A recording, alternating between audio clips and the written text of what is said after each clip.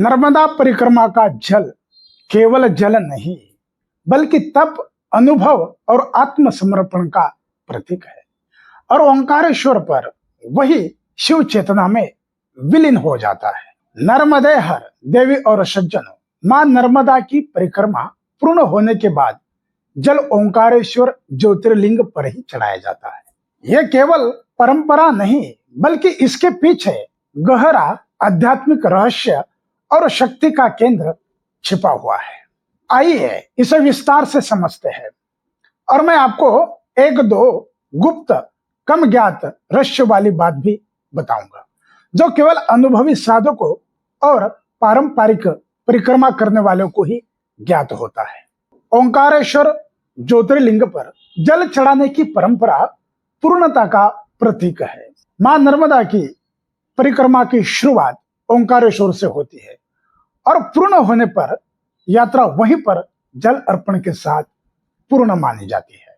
यह जल सामान्य नहीं होता, यह होता है संपूर्ण मैया के तट की परिक्रमा पूर्णता का साक्षी। जल अर्पण के पीछे यह भावना है कि हे शिव, जिस पवित्र मां नर्मदा का परिक्रमण हमने किया है, आपके आदेश से किया है, उसका सार, उसकी शक्ति, उसका अनुभव हम आपके श्री चरणों में अर्पण करते हैं।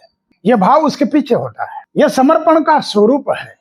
जैसे पहले राजा महाराजा यज्ञ के बाद पूर्णाहुति दिया करते, वैसे ही यह परिक्रमा की पूर्ण आहुति है और इसका आध्यात्मिक रहस्य भी है।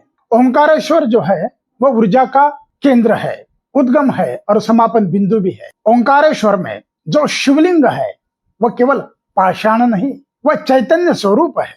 मां नर्मदा के बहाव के साथ साथ शिव की ऊर्जा प्रवाहित होती है और उस ऊर्जा का स्रोत व समापन दोनों ओंकारेश्वर में है। इसीलिए परिक्रमा का प्रारंभ और अंत दोनों वही होना चाहिए और इसके पीछे गुप्त रहस्य है। अंतर नर्मदा और ब्रह्म गायत्री, ये जलधारा है, अति दुर्लभ जानकारी है। ये ओंकारेश्वर द्वीप के नीचे एक गुप्त जलधारा बहती है जिसे अंतर नर्मदा कहा जाता है।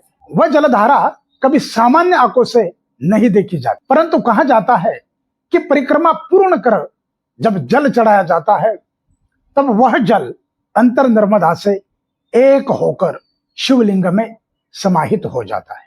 कुछ साधकों का मानना है कि इस दौरान पूर्व जन्मों के कर्मों की शांति हो जाती है, आध्यात्मिक बंधनों की मुक्ति हो जाती है और नव चैतन्य प्राप्त होता है। यात्रा में जो मैया का जल साथ रखा जाता है वह प्रतीक है आपके संकल्प, श्रम, भक्ति और तप का। दिव्य ज्योतिर्लिंग ओंकारेश्वर पर उसे चढ़ाने का अर्थ है। मैं अब यह अनुभव आपको समर्पित करता हूं शिव रूप में। कुछ विशेष गुप्त मान्यता है, कुछ परंपराओं में मैया के तट पर रहने वाले कुछ साधु संतों की यह मान्यता है, यदि परिक्रमा का जल ओंकारेश्वर पर नहीं चढ़ाया गया तो परिक्रमा आपकी अधूरी मानी जाती है, पूर्णता नहीं होती। और विशेष बात, जल चढ़ाते समय नर्मदेश्वर मंत्र का जप करना अत्यंत पुण्यकारी होता है, लाभदायक होता है। ओम नमः शिवाय, नर्मदायै नमः। और उसके साथ एक अल्प ज्ञात संकेत भी है, शिव से एकात्मता, एक रूपता। कुछ योग मार्गी साधकों का मानना है जब आप शिवलिंग पर जल चढ़ाते हैं उसी क्षण परिक्रमा करने वाले साधक की चेतना और शिव की चेतना एक हो जाती है। उस क्षण का अनुभव अत्यंत सूक्ष्म लेकिन जीवन में स्थायी परिवर्तन करने वाला होता है। एक परिक्रमा आपके अनंत जन्मों का फल है। ओंकारेश्वर से ही यात्रा शुरू हो, वहीं संकल्प लिया जाए, वहीं जल चढ़ाकर यात्रा का आंतरिक और बाह्य समापन हो, यही पूर्ण परिक्रमा है। वैसे आप मैया के तट से कहीं से भी परिक्रमा कर सकते हैं। तो सज्जनों, ओंकारेश्वर से शुरू होकर वहीं समाप्त होने वाली यह यात्रा केवल नर्मदा मैया की परिक्रमा नहीं, यह आत्मा की परिक्रमा है।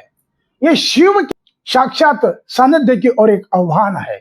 इसलिए जल अर्पण केवल रस्म नहीं, वह आत्मसमर्पण की पराकाष्ठा है। नर्मदे हर, नर्मदे हर, नर्मदे हर। ओम नमः पार्वती पतये हर हर महादेव।